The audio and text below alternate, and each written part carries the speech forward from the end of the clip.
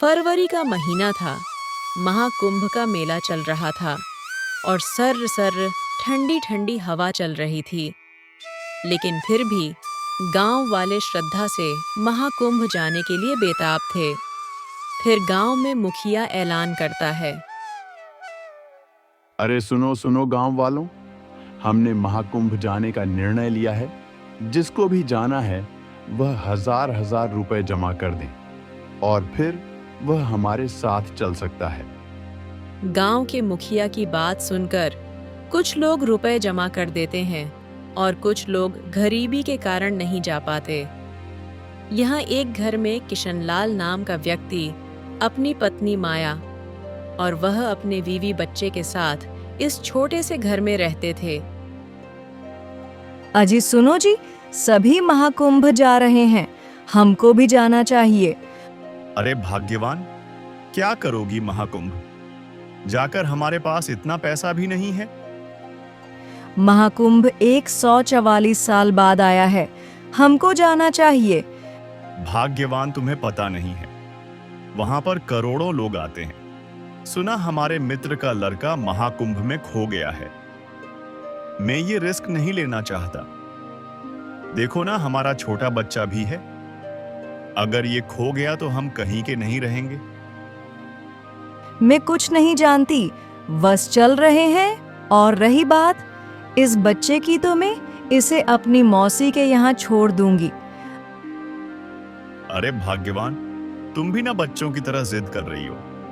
चलो ठीक है, चलेंगे, लेकिन अगले हफ्ते, तब तक मैं कुछ पैसे भी कमा लूंगा। ठंड में बारिश की वजह से किशनलाल के खेत की फसल सारी नष्ट हो चुकी थी। फिर किशनलाल यह सोचते हुए घर से बाहर निकल आता है और कहता है, अरे अब तो खेती भी नहीं कर सकता, लेकिन कुछ ना कुछ तो सोचना ही पड़ेगा। इधर उधर घूमकर कुछ समय बाद किशनलाल के दिमाग में एक तूफानी आइडिया आया और वह कहता है, अरे वाह, इससे अच्छा कोई आइडिया नहीं, चलो शुरुआत करते हैं। किशनलाल को चाय बनाना बहुत अच्छे से आता था, इसलिए उसके दिमाग में चाय का ठेला लगाने का आइडिया आया। फिर उसने अगले दिन चाय की टपरी खोल ली। फिर वह कहता है, चलो दुकान तो खोल ली, पहला दिन है, कोई तो आ जाओ भाई। चाय की दुकान का पहला दिन था। सुबह से शाम हो गई थी, लेकिन कोई नहीं आया। लेकिन किशनलाल ने हार नहीं मानी। फिर अगले दिन सुबह हुई तो उसने फिर से दुकान खोली। यदि आज दुकान पर ग्राहक नहीं आए तो मैं बर्बाद हो जाऊंगा। कुछ पैसे थे जो मैंने चाय के दुकान में लगा दिए। अब तो मेरे पास एक भी रुपए नहीं है। कुछ समय बाद किशनलाल की चाय की दुकान पर एक बूढ़े बाबा आते हैं और कहते हैं, बेटा, एक चाय देना। जी बाबा जी।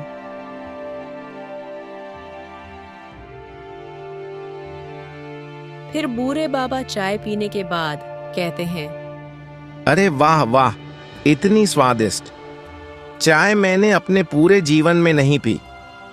बेटा, अब मैं रोज आऊंगा तुम्हारी दुकान पर। धन्यवाद बाबा जी। इतना कहकर बूढ़े बाबा चले जाते हैं। फिर एक आदमी आता है। अरे भैया, एक चाय देना, ऐसी चाय देना सारी थकावट दूर हो जाए। ये लो जी। फिर चाय पीने के बाद यह आदमी कहता है, अरे यकीन नहीं होता, इतनी अच्छी चाय मैंने पहली बार पी है। वाह वाह, मजा आ गया, इतनी अच्छी चाय बनाई है। धन्यवाद भाई साहब। पिछले 4-5 दिन किशनलाल की दुकानदार अच्छे से चलने लगी थी और उसने बहुत सारे पैसे कमा लिए थे। फिर किशनलाल घर आता है और उसकी पत्नी कहती है, अजी चलो, कब चलोगे? महाकुंभ में भाग्यवान, चलो अपने सामान की पैकिंग कर लो, कल सुबह होते ही हम महाकुंभ निकल जाएंगे। सुबह होते ही ये दोनों पति पत्नी कार में बैठकर महाकुंभ की ओर निकल आते हैं। फिर ये दोनों कुछ समय बाद महाकुंभ में पहुंच जाते हैं। महाकुंभ में बहुत तेज बारिश हो रही थी। फिर किशन लाल कहता है, अरे भाग्यवान, देखो कितनी तेजी से बारिश हो रही है। अपन छाता लाना भूल गए। में कोई बात नहीं, और वैसे भी छाता का क्या करेंगे हमें स्नान तो गंगा में ही करना है, भीगना वैसे भी है। चलो चले स्नान करने। ठीक है, चलो। दोनों स्नान करते हैं। फिर थोड़ी देर में जनता की भगदड़ मच जाती है। इस भगदड़ सभी एक दूसरे से बिछड़ जाते हैं। फिर किशन लाल कहता है, अरे माया, ओ माया, कहाँ हो? मैंने पहले ही बोला था, बहुत भीड़ है। अब मैं क्या करूं? कहाँ ढूंढूं तुम्हें? किशन लाल ने आगे क्या किया वो अगली वीडियो में बताएंगे। तब तक वीडियो को लाइक और चैनल को सब्सक्राइब कर दो। दोस्तों, इसका अगला पार्ट चाहिए तो भर भर के कमेंट करो। दूसरा पार्ट देखने के लिए। लीलाबाई नाम की एक औरत गांव में रहती थी। वह बहुत गरीब थी। उसकी कोई संतान नहीं थी। वह अपना पेट पालने के लिए इधर उधर काम करने जाती थी। एक दिन लीलाबाई मन उदास लेकर नदी के किनारे गई। तब उसने देखा, अरे ये क्या, ये बच्चा यहाँ कैसे आया? पता नहीं किसने इस मासूम बच्चे को छोड़ दिया है। इतना कहकर लीलाबाई ने बच्चे को उठा लिया और वह अपने घर ले गई। फिर लीलाबाई के घर एक साधु आता है। वह कहता है, अरे बेटी, बहुत भूख लगी है, कुछ खाने को मिलेगा बेटी? जी बाबा जी, आप बैठिए, मैं आपके लिए भोजन लगाती हूँ। फिर साधु का भोजन आ जाता है और वह भोजन कर लेता है। फिर साधु कहता है, बेटी, ये बच्चा तुम्हारा है? नहीं बाबा जी, ये मेरी बेटी नहीं है। मुझे ये बच्ची नदी के किनारे मिली थी। पता नहीं कौन छोड़ गया इस नन्ही बच्ची को। ये मामूली बच्ची नहीं है, यह बच्ची बहुत भाग्यशाली है। बच्ची बड़ी होकर तुम्हारा नाम रोशन करेगी और यह एक राज्य के राजकुमार से विवाह करेगी। इतना कहकर साधु वहां से चला जाता है। कुछ साल बाद इंद्रावती बड़ी होने लगती है। उसे अपने लक्ष्य पर पूरा भरोसा था। किसी में इतनी हिम्मत नहीं थी जो इंद्रावती को डांस में हरा सके। फिर गांव में एक प्रतियोगिता का ऐलान होता है।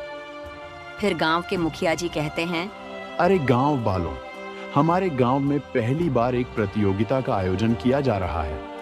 यह प्रतियोगिता डांस प्रतियोगिता होने वाली है। जो जीतेगा उसे इनाम के साथ सम्मानित किया जाएगा। मुखिया जी की बात सुनकर इंद्रावती ने भी प्रतियोगिता में भाग ले लिया। फिर अगले दिन सुबह हुई, तब प्रतियोगिता का आयोजन गांव में किया गया। सभी प्रतियोगिताओं ने अपनी कला दिखाई, लेकिन इंद्रावती स्टेज पर लेट पहुंची। अब लास्ट प्रतियोगी का नाम आता है इंद्रावती। इंद्रावती, आप जहाँ कहीं हो, मैदान पर पहुंचो, अपनी कला का प्रदर्शन करो। इंद्रावती फिर अपनी कला का प्रदर्शन करते हुए डांस करने लगती है। उसने ऐसा डांस किया, सब देखते रह गए। आज सभी प्रतियोगियों ने अपना कर्तव्य दिखाया, लेकिन सबसे बेहतरीन प्रदर्शन किया है इंद्रावती ने, और उन्हें हम प्रतियोगिता के विनर साबित करते हुए हम सम्मानित करने जा रहे हैं। इस तरह इंद्रावती ने प्रतियोगिता जीतकर अपनी माँ का और सभी गांव वालों का नाम रोशन किया। फिर अगले दिन प्रयागनगर के राजा सुधीर सिंह अपने राज्य में ऐलान करता है, समस्त राज्य में घोषणा करवा दो कि हम एक नृत्य प्रतियोगिता का आयोजन करने जा रहे हैं। जो कन्या जीतेगी उससे हम विवाह करेंगे। इस तरह राजा ने घोषणा कर दिया कि जो उसकी नृत्य प्रतियोगिता में जो जीतेगा वो उसके साथ विवाह करेंगे। यह सब बात सुनकर मंत्री जी बोले, महाराज, मैंने एक गांव में सुना, वहां की एक कन्या नृत्य में बहुत प्रसिद्ध है। उस कन्या को प्रतियोगिता के लिए आमंत्रित किया जाए। जरा हम भी तो देखें कौन है। जी महाराज जी। मंत्री जी इंद्रावती के घर आ गए और कहने लगे, प्रयागनगर के राजा ने आपको नृत्य प्रतियोगिता में आमंत्रित किया है। क्या आप प्रतियोगिता में भाग लेना चाहोगे? ये बात सुनकर इंद्रावती की माँ लीलाबाई ने कहा, ये तो बहुत सौभाग्य की बात है कि हमारी बेटी इंद्रावती को प्रयागनगर के महाराज ने प्रतियोगिता में आमंत्रित किया है।